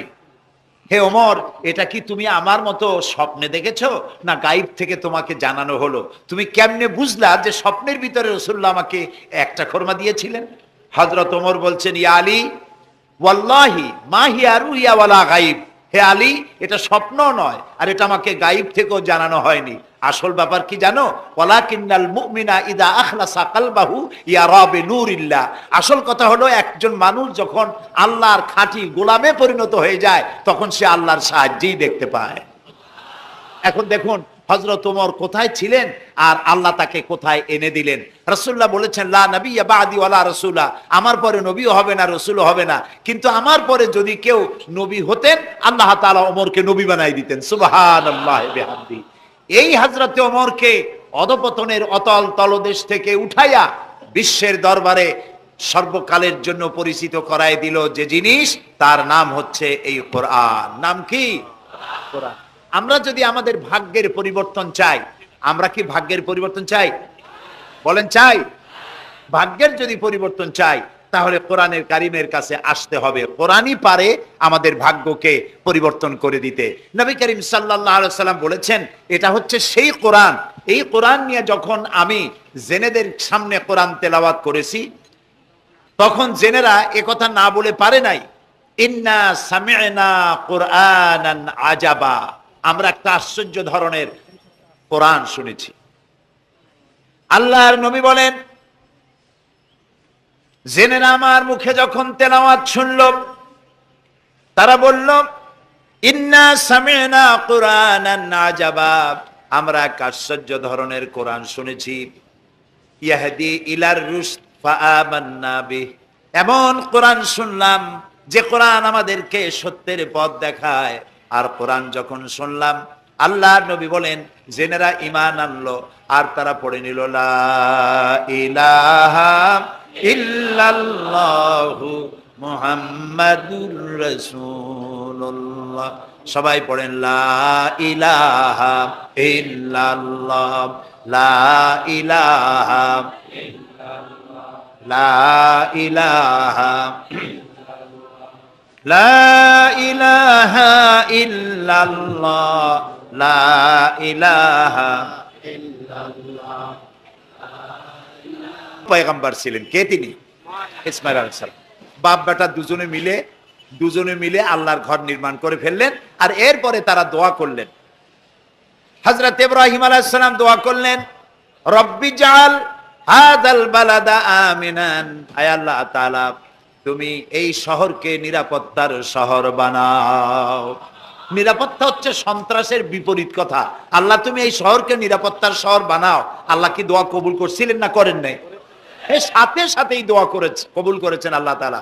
আল্লাহ তাআলা বলেছেন, ওমান দাখালাহু কানা আমিনান, যেই প্রবেশ করবে আমার এই পবিত্র শহরে, আমি তাকে নিরাপত্তা প্রদান করব। সুবহানাল্লাহ। আজ আমাদেরকে সন্ত্রাসী যারা বলে, তারা দেখুক কোরআনের সব আইন সৌদি আরবিয়ায় নাই। আপনারা বলেন তো, পৃথিবীতে অপরাধ প্রবণতা, করাপশন, ক্রাইম পৃথিবীতে সব থেকে কম হয় কোন দেশে? কোন দেশে? কিন্তু কোরআন শরীফের সবটা আইন সেখানে চালু নাই, কিন্তু কিছু আইন চালু আছে। তাতে এত শান্তি, লক্ষ লক্ষ নারী পুরুষ একসাথে ঘোরাফেরা করে হজের সময়, একসাথে মুজদালিফায়। এরকম শামিয়ানা নাই, বিল্ডিং নাই, খোলা মাঠে উন্মুক্ত আকাশের নিচে শুয়ে থাকে, বসে থাকে, হাঁটাচলা করে। ১৫০০ বছরের ইতিহাসে নাই যে কোনো নারী সেখান থেকে লাঞ্ছিতা হয়েছে, অপমানিতা হয়েছে। সুবহানাল্লাহ বলবেন না? এটা কোরআন শরীফ। এটা কি?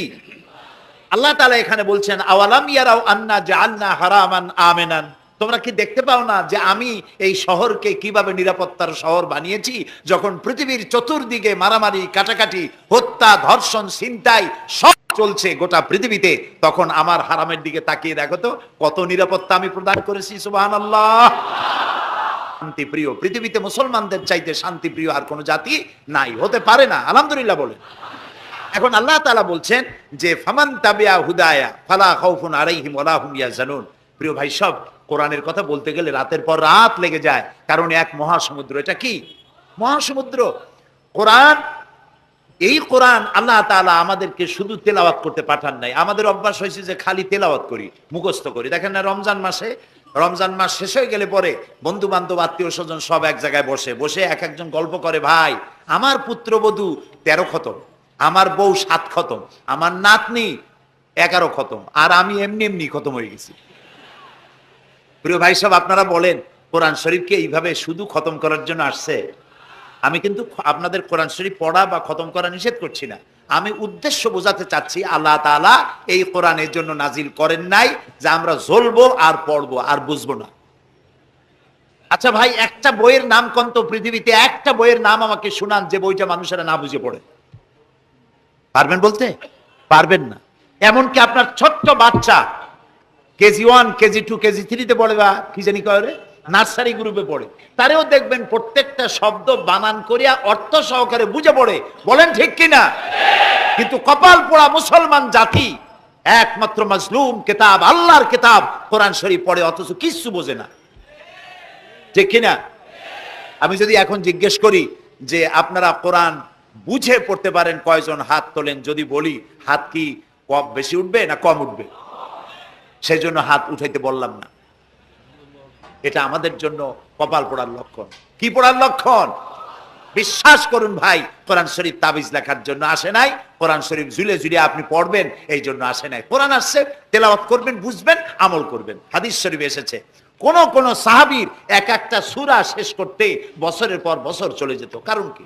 কারণ হলো তারা এক একটা আয়াত পড়তেন, বুঝতেন, বাস্তব জীবনে আমল করতেন, আরেকটা আয়াত পড়তেন, বুঝতেন, আমল করতেন, তারপরে আবার আরেকটা পড়তেন, আমল করতেন। এভাবে করে সাহাবীরা কোরআন পড়তেন, বুঝতেন, আমল করতেন। ফলে এই সাহাবীরা যখন বিয়ে শাদী করতেন, সাহাবীরা যখন ব্যবসা বাণিজ্য করতেন, সাহাবীরা যখন কেনা বেচা করতেন, পারিবারিক জীবন যাপন করতেন, হাঁটাচলা করতেন, তখন মানুষেরা বুঝতে পারত, অনুভব করতে পারত যেন জীবন্ত কোরআন শরীফ চলাফেরা করছে।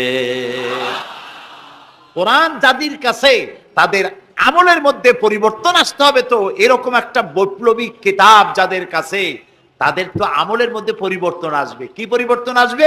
এরা যদি ব্যবসায়ী হয় ওজনে কম দেবে না। সুবহানাল্লাহ কবেন না? আর এখন আমরা যা করি, সুবহানাল্লাহ থুইয়া খালি নাউজুবিল্লাহ কওয়া দরকার।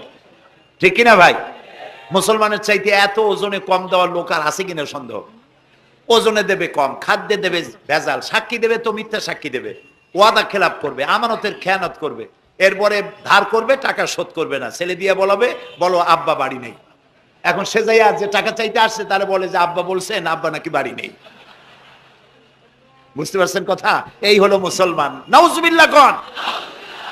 এই জন্য আল্লাহ তাআলা নবী বলেছেন, ওয়ামান আমেলা বিহি উজরা, যে ব্যক্তি কোরআন পড়বে, আমল করবে, আল্লাহ তাকে পুরস্কার দিবেন। কোথায় কোথায় দেবেন কোন তো?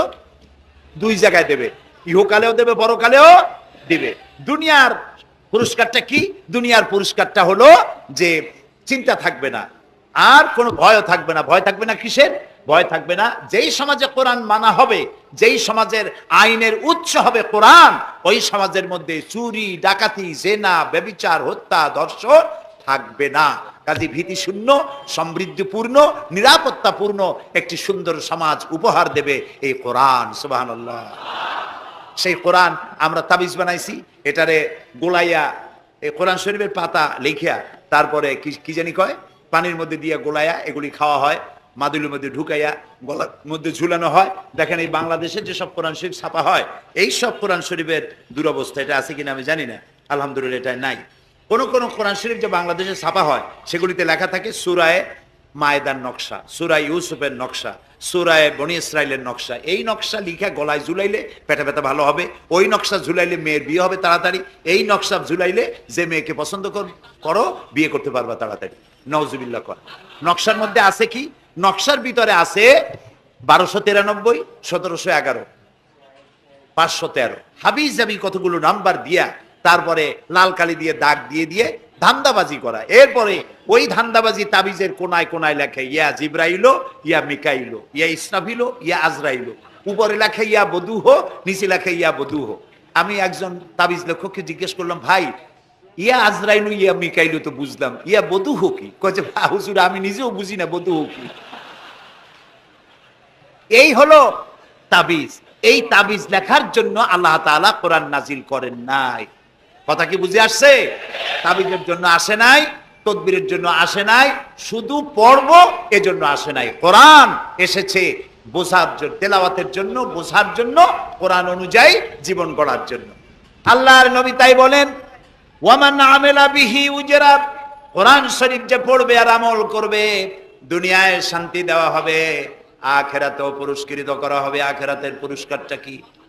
নবীজি বলেছেন, মান কারাল কোরআনা ফাস্তাজহারাহু ফাহাল্লা হালালাহু ওয়া হাররামা হারামাহু আদখালাহুল্লাহুল জান্নাহ ওয়া শাফাআহু ফি আশরাতিন মিন আহলি বাইতিহি কুল্লুহুম কাদ ওয়াজাবাত লাহুন নার। সাদাকান নবী সাল্লাল্লাহু আলাইহি ওয়াসাল্লাম। নবী করিম সাল্লাল্লাহু আলাইহি ওয়াসাল্লাম বলেছেন, যে ব্যক্তি কোরআন পড়লো, বুঝলো, আর কোরআনের হালালকে হালাল জেনে চললো, হারাম থেকে বিরত থাকলো, আর কোরআনের আইনকে প্রতিষ্ঠিত করার আন্দোলনে শরীক হলো, সুবহানাল্লাহ গণ, এরকম লোককে আল্লাহ তাআলা কিয়ামতের দিন জান্নাত দান করবেন। সুবহানাল্লাহ। ওয়ামান আমেলা বিহি উজরা ওয়ামান হাকামা বিহি আদালা। এই কোরআন শরীফ দিয়ে যে বিচার করবে, আল্লাহ তাআলা বলছেন সেই করবে কেবলমাত্র জাস্টিস, কিসত, জাস্টিস, ইনসাফ কায়েম করতে পারবে, যে কোরআন দিয়ে বিচার ফয়সালা করবে। আমাদের দেশে এই যে কোর্ট কাছারি আদালত আছে, এই কোর্ট কাছারি আদালতগুলি কোরআন দিয়ে যদি বিচার করতেন সেটা ইনসাফ হতো। যেহেতু ইনসাফ, আল্লাহর চাইতে ইনসাফগার আর কেউ নাই। আছে কি বলেন? নাই। এখানে ধরুন একজন মানুষ যদি একজনের একটা ঠ্যাং ভাঙ্গে ফেলাই দিল, তাহলে বিচার কি হবে? ব্রিটিশ ল যেটা আছে, বাংলাদেশ পেনাল কোড যেটা আছে, এই পেনাল কোডে বলা হবে যে সলিমউদ্দিন ঠ্যাং ভাঙছে বসিরউদ্দিন, যে ভাঙছে তার জন্য শাস্তি এই হবে 6 মাসের জেল, 2000 টাকা জরিমানা করে দিবে। এখন আপনি বলেন বিচার মাপে কি দিয়া? ইনসাফের প্রতীক কি? ইনসাফের প্রতীক দাড়িপাল্লা। এই দাড়িপাল্লায় এখন আপনি ওজন দেন ইনসাফ। ঠ্যাং ভাঙছে কার? সলিমউদ্দিন, তার ভাঙ্গা ঠ্যাং এক পাশে থন, এক পাল্লা। আর বসিরউদ্দিন ভাঙছে ঠ্যাং, সেই কারণে তার 2000 টাকা জরিমানা আর 6 মাসের জেল আর এক পাল্লায় রাখেন। এবার দাড়ি ধরে টান দেন, সমান হবে? যদি 50,000 টাকা জরিমানা হয় আর 6 বছরের জেল হয়, তাও কি সমান হবে? হবে না। সমান হবে কি হলে? সমান হবে ওই সলিমউদ্দিন ভাঙ্গা ঠ্যাং এক পাল্লায় দাও, আর যে ভাঙছে তার নাম কি? বসিরউদ্দিন। বসিরউদ্দিন কেউ যদি থাকেন রাগ করবেন না, আমি একটা দৃষ্টান্ত দিচ্ছি। এখন ওই বসিরউদ্দিন ভাঙ্গা, তার একটা ঠ্যাং ভাঙ্গিয়া যদি এই পাল্লায় রাখেন, এখন যদি টান দেন, তাহলে সমান হবে কিনা বলে? এটা হচ্ছে কোরআন। এই কোরআন বলছে পায়ের বদলে পা, হাতের বদলে হাত, নাকের বদলে নাক, চোখের বদলে চোখ, জানের বদলে জান। সুবহানাল্লাহ। এটা ইনসাফ। এই ইনসাফ হচ্ছে কোরআনের দেওয়া ইনসাফ। সুতরাং আল্লাহ তাআলা নবী বলছেন, ওয়ামান হাকামা বিহি আদালা, যে ব্যক্তি এই কোরআন দিয়ে বিচার ফয়সালা করবে, যে ব্যক্তি, যে পরিবার, যে সমাজ, তারা ইনসাফ কায়েম করতে পারবে। যেহেতু আল্লাহর চাইতে ইনসাফগার পৃথিবীতে আর কেউ নাই, আকাশেও নাই, জমিনেও নাই। রাসূলুল্লাহ বলছেন, ওয়ামান দা ইলাইহি হুদিয়া ইলা সিরাতিল মুস্তাকিম, যে ব্যক্তি কোরআনের দিকে মানুষকে দাওয়াত দেয়, সেই একটি সহজ সরল রাস্তার দিকে দাওয়াত দেয়, যে রাস্তার শুরু পৃথিবী থেকে আর রাস্তার শেষ জান্নাতুল ফেরদাউসে গিয়া। সুবহানাল্লাহ। এটা হচ্ছে সেই কোরআন। বুঝতে না পারার কারণে আমরা বিপদে পড়েছি। প্রিয় ভাই সব, আপনারা আছেন কষ্টে, বসেছেন পানির মধ্যে, আছেন দাঁড়াইয়া, মাথার উপরে ছেঁড়া সামিয়ানা বিরক্ত করছে। আমি লম্বা করতে চাই না, অল্পের মধ্যে ছেড়ে দেই, যাতে করে আপনাদেরও সুবিধা হয়, কষ্ট না হয়।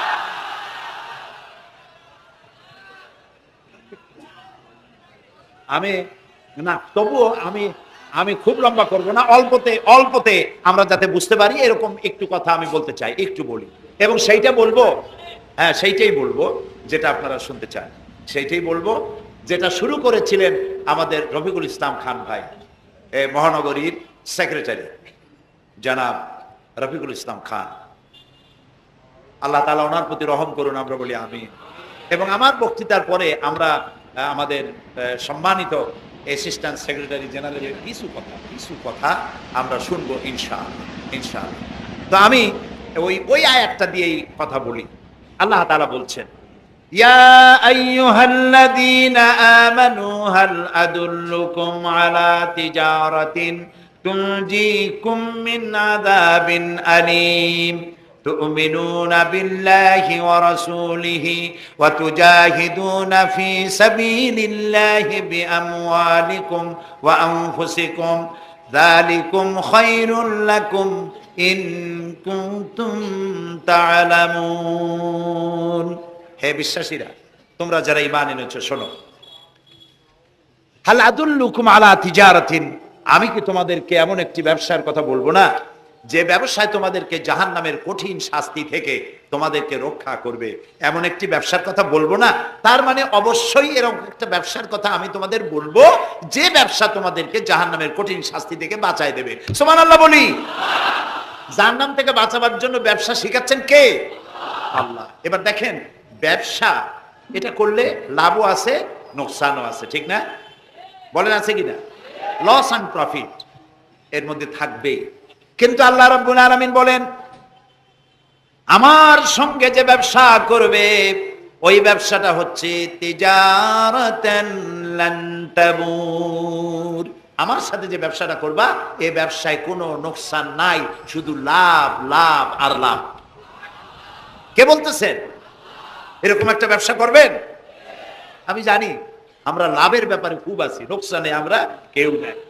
মানুষ লেখাপড়া জানুক আর না জানুক, লাভ যেখানে সেখানে মানুষ ছাপ দেয় তাড়াতাড়ি। ওই যে বলে না যে এই হিসাব না জানলে কি হবে, কম দিলে টের পায়। আমরা লাভ খুব ভালোই বুঝি, এই জন্য এটা কোরআনও নয় হাদিসও নয়, একটি রূপক কথা।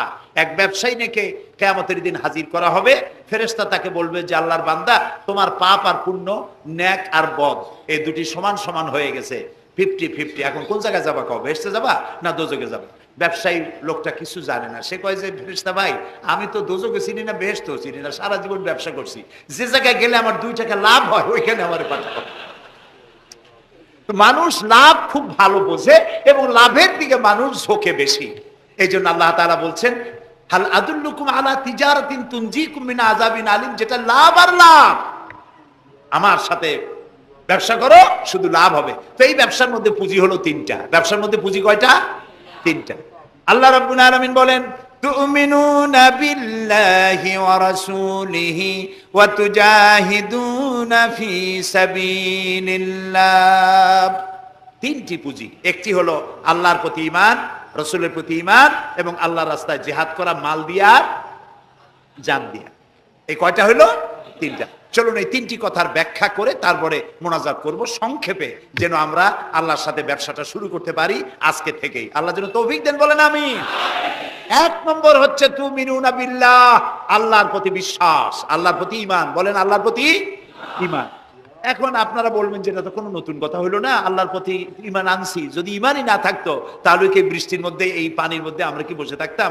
100% সত্য কথা, ঈমান না থাকলে কেউ আসতেন না, আর এই পানির মধ্যে ঝড়ের মধ্যে বাঁশ ভাঙ্গে মাথায় পড়তে পারে এই ঝুঁকি নিয়ে বসতেন না, ঠিক কিনা ভাই? আমরা সবাই ঈমানদার। তবে আল্লাহর উপর ঈমান আনতে হলে 4টি শর্ত লাগে। কয়টি শর্ত? 4টি শর্ত ফুলফিল করলে আল্লাহর উপর ঈমান এনেছি বলে প্রমাণিত হবে, নইলে আল্লাহ আছে এ কথা নুরা পাগলাও বলছে। নুরা পাগলার বলা আর আপনার আমার বলা এটা তো এক হওয়ার কথা না, ঠিক কিনা বলে? তা আল্লাহর উপর ঈমান আনতে হলে শর্ত কয়টা? 4টা।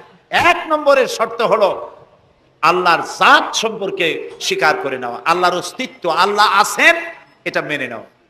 তো আল্লাহ আছেন এ ব্যাপারে আমাদের কোনো দ্বিমত নাই, ঠিক না? এবং কোরআনে কারীমের ছোট্ট একটি সূরায় আল্লাহ তাআলা তার নিজের জাত সম্পর্কে এভাবে বলেছেন, কুল হুয়াল্লাহু আহাদ। আমরা জানি না এই সূরা? পড়েন, কুল হুয়াল্লাহু আহাদ আল্লাহুস সামাদ লাম ইয়ালিদ ওয়া লাম ইউলাদ ওয়া লাম ইয়াকুল লাহু কুফুয়ান আহাদ। আল্লাহ তাআলা বলেন, বলো হে নবী আপনি বলুন, আল্লাহ এক এবং একক, তিনি কারো মুখাপেক্ষী নন, তিনি কাউকে জন্ম দেন নাই, তাকেও কেউ জন্ম দেয় নাই। দুনিয়া এই আকাশে এবং জমিনে তার সমকক্ষ কেউ নাই। তিনি এক, তিনি একক, তিনি ছিলেন, তিনি আছেন এবং তিনি থাকবেন। লাইসা কামিসলিহি শাইউন, তার মতো কেউ নাই। তবে প্রশ্ন ওঠে আল্লাহ আছেন কোথায়? এরকম একটা প্রশ্ন করা যেতে পারে, আল্লাহ কোথায় আছেন? বলতে পারবেন কোথায় আছে? এটি নিয়ে বিভ্রান্তি আছে মানুষের মধ্যে। কেউ বলেন আল্লাহ সদা সর্বত্র বিরাজিত, সব জায়গায় তিনি আছেন। এই কথাটি সত্য নয়। আল্লাহর যদি সব জায়গায় থাকা লাগে তাহলে পৃথিবীর মধ্যে ভালো জায়গাও আছে, খারাপ জায়গাও আছে। আছে না খারাপ জায়গা? আমি সেসব জায়গার নাম নিলাম না, আপনারা বুঝে নেন। তাহলে আল্লাহ সব জায়গায় থাকলে এই কথা যদি সত্য হয় তাহলে এটি অত্যন্ত বেয়াদবিমূলক কথা, এ কথা ঠিক না। আল্লাহ আছেন কোথায়? আল্লাহ নিজেই বলছেন তিনি কোথায় আছেন। কোরআনে কারিমে রব্বুল আলামিন তিনি কোথায় আছেন একথা তিনি নিজেই বলে দিয়েছেন। আর রহমানু আলাল আরশিস্তাওয়া, আল্লাহ তাআলা আরশের উপরে আছেন, সুবহানাল্লাহি ওয়া বিহামদিহি। এবং প্রত্যেক রাত্রে তিনি শেষ রাত্রে প্রথম আকাশে আসেন, নবী করিম সাল্লাল্লাহু আলাইহি সাল্লাম বলেছেন। প্রিয় ভাই সব, তো আল্লাহ তাআলা সদা সর্বত্র বিরাজমান যে কথাটা বলা হয় এটা আক্ষরিক অর্থে ওরকম না, এটা ব্যাখ্যা সাপেক্ষে কথা। আল্লাহ সদা সর্বত্র সব জায়গা সম্পর্কে ওয়াকিফাল, তিনি সব জানেন, সব দেখেন। তিনি সামিউন, তিনি বাসিরুন, তিনি দেখতে পান, তিনি শুনতে পান। আপনার আমার দেখার মধ্যে কোনো বাধা, প্রাচীর, অবস্ট্রাকশন কিছু একটা থাকতেই পারে। আল্লাহর দেখার মধ্যে কোনো বাধা নাই। অন্ধকার রাতেও দেখেন, কুয়াশাচ্ছন্ন হলেও দেখেন, মেঘের মধ্যেও দেখেন, তার দেখায় কোনো বাধা নাই, তার শোনায় কোনো বাধা নাই। এমনকি মহাসাগরের অতল তলদেশে ছোট্ট পাথরের গায়ে লাগানো একটি ছোট্ট পোকা, যাকে মাইক্রোস্কোপ যন্ত্র থাক ছাড়া দেখা যায় না, এমন ছোট্ট সূক্ষ্ম একটি পোকাও যদি, ক্ষুদ্রাতি ক্ষুদ্র একটি পোকাও যদি পেটের জ্বালায় অথবা ক্ষুধার জ্বালায় চিৎকার মারে, কেউ শুনতে পায় না। আরশের মালিক আল্লাহ রব্বুল আলামিন তা শুনতে পান। এ হচ্ছে আল্লাহ, তিনি সব শুনতে পান, সব দেখতে পান। তার জাত সম্পর্কে স্বীকার করে নেওয়া, মেনে নেওয়া, তিনি আছেন, তার শক্তি সহকারে তাকে মানা। আমরা যে কোনো জিনিস বিশ্বাস করি তার শক্তি সহকারে বিশ্বাস করি। বাতাসকে বিশ্বাস করি, প্রচন্ড বেগে বয়ে গেলে আমাদের মাথার উপরে যা আছে ভেঙে চুরে সব শেষ করি ভালো, এভাবে বিশ্বাস করি। পানিকে বিশ্বাস করি, সে চুবায়ে মারতে পারে, ডুবায়ে মারতে পারে, পানি চুবানো ভিজানো এ শক্তি পানির আছে। আমরা আগুনকে বিশ্বাস করি, জ্বালিয়ে পুড়িয়ে ছাই করে দিতে পারে, এভাবে আগুনের শক্তি সহকারে বিশ্বাস করি। সাপকে বিশ্বাস করি, বাঘকে বিশ্বাস করি, দংশন করলে, থাবা মারলে কাম সারা। পয়জনকে বিশ্বাস করি, খাইলে পরে মরে যেতে পারি, শক্তি সহকারে বিশ্বাস করি, ঠিক না? এখন আল্লাহরে বিশ্বাস করি, এই কথা শুধু বললেই হবে না, আল্লাহকে বিশ্বাস করতে হবে তার গুণ সহকারে। সেই জন্য 4টি শর্তের 1 নম্বর শর্ত হলো আল্লাহর অস্তিত্বকে মানা। 2 নম্বরের শর্ত হচ্ছে আল্লাহর গুণাবলীকে স্বীকার করা, মেনে নেওয়া। আল্লাহর গুণাবলী কি? কোরআন শরীফে আল্লাহর অনেকগুলি নাম আছে। আল্লাহ এ হচ্ছে ইসমে জাত। আল্লাহ এটা কি? ইসমে জাত, আসল নাম কি? আল্লাহ। বলেন সবাই আল্লাহ ন, কিন্তু আল্লাহ এটা অশুদ্ধ, বলার সময় মুখটা গোল হয়ে যাবে। আল্লাহ বলেন সবাই আল্লাহ। কি মধুর নাম, সুবহানাল্লাহ, সুবহানাল্লাহ। আল্লাহ নিজেই বলেছেন ওয়ালাহুল আসমাউল হুসনা, আল্লাহ রয়েছে সুন্দর সুন্দর নাম। 99টি নামের কথা কোরআনে কারিমে আল্লাহ তাআলা নিজেই বলেছেন, সুবহানাল্লাহ। এখন ওই নামগুলিকে বলা হয় সিফাতি নাম, অর্থাৎ গুণবাচক নাম। এই গুণ সহকারে তাকে স্বীকার করতে হবে। তিনি রাজ্জাক, খেতে দেওয়ার মালিক কে? আল্লাহ। তিনি রব, সৃষ্টি করেন। তিনি খালেক, তিনি স্রষ্টা। তিনি রব, তিনি প্রতিপালনকারী। তিনি রহমান, তিনি দয়ালু। তিনি রহিম, তিনি রহমান, তিনি দাতা। রহিম, তিনি দয়ালু। অর্থাৎ প্রত্যেকটা নামের এক একটা শব্দ অর্থ আছে এবং সেই অর্থ সহকারে বিশ্বাস করতে হবে তাকে। এই বিশ্বাস যদি আমরা করতে পারি তাহলে শিরক থেকে আমরা বাঁচতে পারবো। সুবহানাল্লাহ বলেন। আচ্ছা বলেন তো, সন্তান দেওয়ার মালিককে, সন্তান না দেওয়ার মালিককে, হায়াতের মালিককে, মওতের মালিককে, খেতে দেওয়ার মালিককে, কষ্ট দেওয়ার মালিককে, কষ্ট থেকে বাঁচাবার মালিককে, সব কিছুর মালিককে, এইভাবে আমরা কি বিশ্বাস করি? না, সবাই করি না। যারা বলেছেন আমিও বিশ্বাস করি, হ্যাঁ বিশ্বাস আমাদের থাকতে পারে, কিন্তু অনেক লোক আছে এভাবে বিশ্বাস করে না বলেই বিবাহ করেছে, সন্তান হয় না, তখন শাহ আলী বাগদাদি রহমতুল্লাহ আলাইহের মাজারে গিয়া সেখানে বসে তার ওই মাজারের কাছে গিয়ে চাইলো আমারে সন্তান দাও, খাজা বাবার সন্তান দাও। অথবা হাইকোর্টের মাজারে বৃহস্পতিবার দিন গিয়ে ভিড় করলো, বাবা সন্তান দাও, অথবা মামলায় পড়েছি বাঁচায় দাও, পরীক্ষা দেবে ছেলে পাশ করায় দাও ইত্যাদি। বলেন এরকম? বলে না? জায়েজ নাই, একদম জায়েজ নাই। কাকে বলতে হবে? আল্লাহর নবী বলেছেন ওয়াইদা সালতা ফাসআলিল্লাহ, কিছু বলতে চাইলে আল্লাহরে বলো। ওয়াইদা সালতা ফাসআলিল ওয়াইদা ইসতাআনতা ফাসতাইন বিল্লাহ, সাহায্য যদি চাও আল্লাহর কাছে সাহায্য চাও। আমরা সূরা ফাতিহার ভিতরে প্রত্যেক নামাজের প্রতি রাকাতেই বলি ইয়্যাকা না'বুদু ওয়া ইয়্যাকা নাস্তাঈন, আল্লাহ তাআলা একমাত্র তোমার ইবাদত করি আর একমাত্র তোমারই কাছে সাহায্য কামনা করি।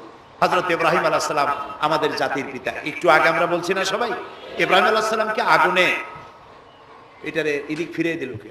ইব্রাহিম আলাইহিস সালামকে আগুনে যখন ফেলে দেওয়া হচ্ছিল তখন হযরত জিবরাইল এসে বলছিলেন আমার কাছে সাহায্য চাও ইব্রাহিম, আমি তোমারে আগুন দিয়ে বাঁচায় দেব। এই যে ইব্রাহিম আলাইহিস সালামের কাছে তাকে সাহায্য দেওয়ার জন্য বলা হলো, এটা কি ঘোরাঘুরি করে? এই মাইকের হর্ন ঘুরান কেন? যেমন ছিল ওই দিকে দিয়ে দেন, আমারে শোনায় তো লাভ নাই। প্রিয় ভাই সব, ইব্রাহিম আলাইহিস সালামকে জিবরাইল বললেন আমার কাছে সাহায্য চাও। ইব্রাহিম আলাইহিস সালাম সাহায্য চাইছিলেন? বলেন চাইছিলেন? হযরত ইব্রাহিম বলেছেন জিবরাইল আমি কেন সাহায্য চাইব তোমার কাছে? আমি তো এমন কোন অন্ধ আল্লাহর ইবাদত করি না যিনি তার নিজের চোখে তার গোলামের দুঃখ দুর্দশা দেখতে পান না। আল্লাহ কি দেখছেন না যে আমি বিপদে পড়ছি? আমি তোমার কাছে কেন সাহায্য চাইবো? আমি আগুনে পড়লে যদি আল্লাহ খুশি হন তাহলে আমি তো এভাবে 1000 বার পড়তে রাজি আছি আমার আল্লাহকে খুশি করার জন্য। এটা হলো আল্লাহর প্রতি বিশ্বাস এবং আল্লাহর কাছে চাওয়া। চাইতে হবে কার কাছে? আমি বিপদে পড়ছি বলবো কারে? আমি অশান্তিতে আছি বলবো কারে? আমার অভাব আছে বলবো কারে? সব অবস্থায় আল্লাহকে বলতে হবে। দেখুন আমাদের জাতির পিতা ইব্রাহিম আলাইহিস সালামের কথা এ কোরআন শরীফে আল্লাহ তাআলা বলে দিয়েছেন। তিনি কি বলেছেন? হযরত ইব্রাহিম বলেছেন আল্লাযী হুয়া ইউতঈমুনি ওয়া ইয়াসকিন, আমি যখন ক্ষুধার্ত হই আল্লাহ আমারে খাওয়ান, আমি যখন তৃষ্ণার্ত হই আল্লাহ আমারে পান করান। ওয়াইদা মারিদতু ফাহুয়া ইয়াশফিন, আমি যখন অসুস্থ হই আল্লাহ আমারে রোগ মুক্ত করেন। সুবহানাল্লাহ। আইয়ুব আলাইহিস সালাম 18 বছর রোগ ভোগ করলেন, কষ্ট পাইলেন, তিনি সাহায্য কার কাছে চাইছিলেন? ইউনূস আলাইহিস সালামের মতো বিপদে এই পৃথিবীর কোন মানুষ এত বড় বিপদে পড়ে নাই। মাছে তারে গিলে ফেলল, পানির অতল তলদেশে মাছ চলে গেল, মাছের পেটে দরজা নাই, জানালা নাই, ভেন্টিলেটর নাই, মাথা গলাইয়া কোন রকম বাইর হবে এমন কোনো পথ নাই, বাঁচার কোনো উপায় নাই। হযরত ইউনূস আলাইহিস সালাম যখন মাছের পেটের ভিতরে বিরাট বিপদে পড়ে গেলেন, হযরত ইউনূস আলাইহিস সালাম সাহায্য কার কাছে চেয়েছিলেন বলুন? তিনি বললেন, আল্লাহ তাআলা তার ঘটনা কোরআন শরীফের মধ্যে এভাবে বর্ণনা করেছেন ওয়াযান্নুন ইয যাহাবা মুগাদিবান ফাযান্না আন লান নাকদিরা আলাইহি ফানাদা ফিয যুলুমাতি আন লা ইলাহা ইল্লা আনতা সুবহানাকা ইন্নী কুনতু মিনাজ জালিমিন। আল্লাহ শোনাচ্ছেন, ও পৃথিবীর মানুষেরা শোনো, ইউনূসকে যখন মাছে গিলে ফেললো সে তখন ত্রিবিধ ফানাদা ফি যুলুমাত জমায় কাসির, ত্রিবিধ অন্ধকারের ভেতর থেকে তিনি চিৎকার মারলেন। রাতের অন্ধকার, মাছের পেটের অন্ধকার, পানির অন্ধকার, এই ত্রিবিধ অন্ধকারের মধ্য থেকে ইউনূস আলাইহিস সালাম চিৎকার মারলেন, লা ইলাহা ইল্লা আনতা, আয় আল্লাহ তুমি ছাড়া কোনো ইলাহা নাই, সুবহানাকা, আমি তোমার প্রশংসা করছি। আয় আল্লাহ তাআলা, আমি আমার নফসের উপরে জুলম করেছি, আমার উপরে আমি জুলম করেছি। আল্লাহ তাআলা এই চিৎকার শুনেছিলেন? শুনেছেন? হযরত ইউনূস আলাইহিস সালাম মাছের পেটের ভিতরে বসে যেই চিৎকার মেরেছিলেন কেউ শুনতে পায় নাই, পানির ভিতরে কেউ শোনে নাই, জমিনে কেউ শোনে নাই, অন্তরিক্ষেও কেউ শুনতে পায় নাই। আল্লাহ রাব্বুল আলামিন বলেন, আমি আরশের মালিক ইউনূসের চিৎকার আমি শুনেছি, শুধু শুনি নাই, জবাবও দিয়ে দিয়েছি। فاستجبنا له ونجيناه من الغم وكذلك ننجي المؤمنين। আমি ইউনূসের ডাকের সাড়া দিয়া দিলাম, বিপদ থেকে বাঁচাই দিলাম। মাছের পেটের ভিতরে যন্ত্রণা শুরু হয়ে গেল, মাছ দেখলো বমি না করলে আর বাঁচবো না, এমন অবস্থা মাছের হয়ে গেল। মাছ পেটের ব্যথার জ্বালায় বেসে উঠলো, কেনারায় চলে গেল। ইউনূস আলাইহিস সালামকে বমি করে ফেলে দিল, মাছও বাঁচলো, ইউনূস আলাইহিস সালামও বাঁচলেন। আল্লাহ তাআলা বলেন, শুধু ইউনূস রে নয়, ওয়া কাযালিকা নুজিল মুমিনিন, আমার মুমিন বান্দারা যদি বিপদে পড়ে, এরকম বিপদে যদি পড়ে যায় আর আমারে যদি ডাকে, আমি আল্লাহ রব্বুল আলামিন এই বিপদ থেকে যত বড় বিপদ হোক আমি আল্লাহ বাঁচায় দেব। আল্লাহ বিপদ থেকে বাঁচাবেন, আর আমি মুসলমান বিপদে পড়েছি, মাজারে গিয়া চাইলাম, নাউজুবিল্লাহ। বিশ্বাস করুন ভাই, বিশ্বাস করুন, কবরের ভিতরে যিনি শুয়ে আছেন, যত বড় পীর হোক, যত বড় খাজা বাবা হোক, আপনাকে সাহায্য তিনি করতে পারবেন না, পারবেন না, পারবেন না।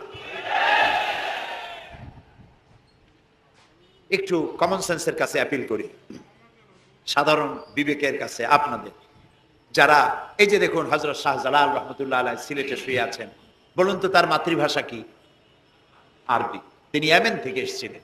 বাগেরহাটে শুয়ে আছেন হযরতে খান জাহান আলী রহমতুল্লাহ আলাইহি, তার মাতৃভাষা ছিল আরবি। হযরতে খাজা মঈনুদ্দিন চিশতি রহমতুল্লাহ আলাইহি শুয়ে আছেন আজমিরে, তার মাতৃভাষা আরবি। আমরা বাংলাদেশ থেকে, এই দেশ থেকে কোনো লোক গেল সিলেটে, গেল বাগেরহাটে অথবা বাগদাদে চলে গেল, এইসব বড় বড় আল্লাহর ওলিদের মাজারে গিয়ে বাংলা ভাষায় বলল, বাবা আমি তো বিপদে পড়ে আসছি, নির্বাচনে দাঁড়াইছি, আমি যেন জিততে পারি। অথবা দেখেন না, মাজার দিয়ে শুরু করে সবাই। অথবা যাই বললো যে আমার বিয়ে করেছি 15 বছর, বাচ্চা হয় না, আমার একটা বাচ্চা। অথবা মামলায় পড়েছি, আমার একটু জিতায় দাও, ব্যবসা করি এত টাকা লস দিতে দিতে শেষ হয়ে গেছি বাবা। আপনি বললেন কোন ভাষায়? শাহজালাল খুব বুঝলেন, বড় পীর সাহেব খুব বুঝছেন। তাহলে আপনার 1 নম্বর ফায়ার মিস হয়ে গেল, মিস ফায়ার। আচ্ছা, 2 নম্বর কথা হলো, যার কাছে আপনি চাইলেন তিনি ওখানে ঘুমন্ত আছেন না চেতনা আছেন, এ ব্যাপারে আপনার কোনো গ্যারান্টি আছে, নিশ্চয়তা আছে? আপনি যখন দোয়া করতেছিলেন তখন উনি চেতনা না ঘুমে? যদি ঘুমায় থাকেন তাহলে 2 নম্বর মিস ফায়ার। আপনি যা চিল্লাইলেন উনি কিছুই শুনলো না। 3 নম্বরে, কবরে যে শাহজালাল রহমতুল্লাহ আলাইহি অথবা মঈনুদ্দিন চিশতি রহমতুল্লাহ আলাইহি, আল্লাহর ওলিরা, যত বড় বড় ওলি আল্লাহ আছেন, যার কাছে আপনি বিশ্বাস করেন ওলি হিসেবে, উনি যে কবরে আছেন তার নিশ্চয়তা কোথায়? কবরে তো নাও থাকতে পারে, কারণ আল্লাহ তাআলার 2টা জায়গা আছে করা। বিদেহী আত্মা, এই দেহ থেকে আত্মা যখন সরে যায়, আল্লাহ যখন নিয়ে যান, দেহটার তো কোনো দাম নাই, এটা হচ্ছে নশ্বর, আত্মা হচ্ছে অবিনশ্বর। এই দেহটা মাটির সাথে পচে যাবে, গলে যাবে, কোরআন শরীফে বহুবার বলা হয়েছে। তো আল্লাহ তাআলার 2টা মেহমানখানা আছে, একটা হলো সিজ্জিন আর একটা নাম বলেন ইল্লিন। 2টা মেহমানখানা। যেমন এই পৃথিবীতেও মেহমানখানা 2 রকম হয়, সরকারের 2 রকম মেহমানখানা। চোর, ডাকাত, খুনি, বদমাস, এগুলি যদি গ্রেফতার হয় তাহলে ওরা খাবে কি? ওদের তো শ্বশুর বাড়ি দিয়ে অথবা বাপের বাড়ি দিয়ে ভাত খাবার দেওয়া হবে না, গভর্নমেন্টের মেহমান হয়ে গেছে। কাজী এদের জন্য মেহমানখানা গভর্নমেন্টের একটা আছে, সরকারি মেহমানখানা। ওইটা কোনটা কোন তো? ও, তাও আপনারা চেনেন। আরেকটা মেহমানখানা হচ্ছে ভিআইপিদের জন্য, যারা ভেরি ইম্পর্টেন্ট পার্সন অথবা ভেরি ভেরি ইম্পর্টেন্ট পার্সন যারা, তাদের জন্য, অর্থাৎ প্রেসিডেন্ট, প্রধানমন্ত্রী, মন্ত্রী, এমপি, সচিব, ওনারা যখন বাংলাদেশের কোনো জায়গায়